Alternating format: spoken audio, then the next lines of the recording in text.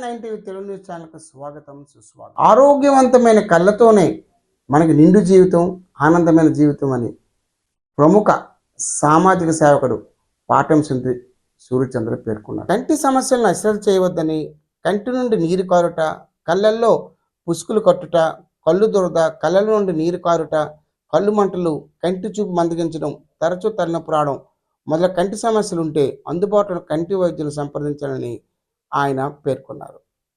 సమస్య తీవ్రమవకుండా తగిన వైద్యం చేయించుకోవడం వలన కంటి చూపు కోలుకోకుండా మెరుగైన కళతో అందరూ ఆనందం గడపవచ్చని సూర్యచంద్ర పేర్కొన్నారు. కిర్లంపూడి మండలం ఎస్ తిమ్మాపురం, శృంగరాయనపాలెం గ్రామాల శివాలయం ప్రాంగణంలో కాకినాడ శ్రీ కిరణ్ కంటి ఆసుపత్రి వైద్య బృందంచే ఈ వైద్య శిబిరంలో సుమారు 800 మందికి వైద్య పరీక్షలు చేయగా 350 మందికి కళ్ళుజోలు ఉచితంగా ఇచ్చే విధంగాను, 70 మందికి ఉచితంగా కంటి శస్త్రచికిత్సలు చేసే విధంగా ఏర్పాటు జరుగుతుందని ఈయన పేర్కొన్నారు. అన్ని అవయవాల కంటే అతి ముఖ్యమైనది కన్ను. చూపు కొంచెం మసగ్గా ఉండడం, అదే రకంగా కొంతమందికి పుసుకులు కట్టడం, కొంతమందికి మంట రావడం, దురద రావడం, ఈ రకంగా ఉంటున్న పరిస్థితి. ఆ పరిస్థితుల్లో వెంటనే వైద్యం చేయించుకుంటే మనకి అది మొదలకుండా కన్ను చూపు మళ్ళీ తిరిగి వచ్చేసే పరిస్థితి ఉంటుంది. అందుకని మన శృంగరాయనపాలెం, ఎస్ తిమ్మాపురం గ్రామాల్లో మన గ్రామ ప్రజలు, మన యువకుల ఆధ్వర్యంలో వారి సహాయ సహకారాలతో మన కాకినాడ శ్రీ కిరణ్ కంటి ఆసుపత్రి వారిచే ఇక్కడ మనం ఈ వైద్య శిబిరం ఏర్పాటు చేసుకోవడం జరిగింది.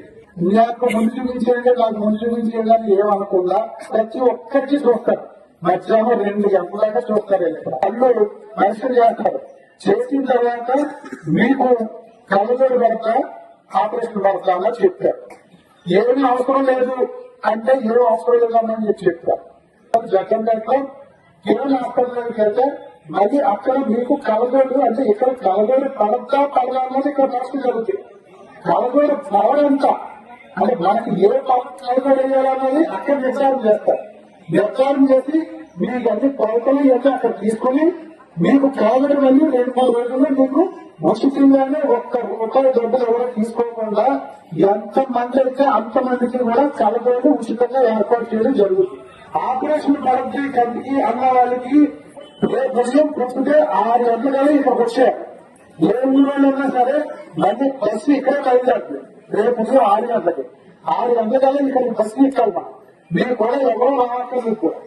మీరు వస్తే సరిపోద్ది. మీరు ఒక జత బట్టలు తీసుకుని సంచుతో వచ్చేస్తే సరిపోతే ఈ శ్రీకరణ్ హాస్పిటల్ బస్సు మీద వాడే తీసుకెళ్లి రేపు ఆపరేషన్ చేసి రేపు రాత్రికి అక్కడే ఉంచి మళ్ళీ ఎల్లుండి ఒకసారి మళ్ళీ అందరికీ పరీక్ష చేసి ఆపరేషన్ ఎలా సెట్ అయిందో చూసి మళ్ళీ ఎల్లుండి 11-12 గంటలకల్లా బస్సు మీద మళ్ళీ ఇక్కడే దించేస్తారు.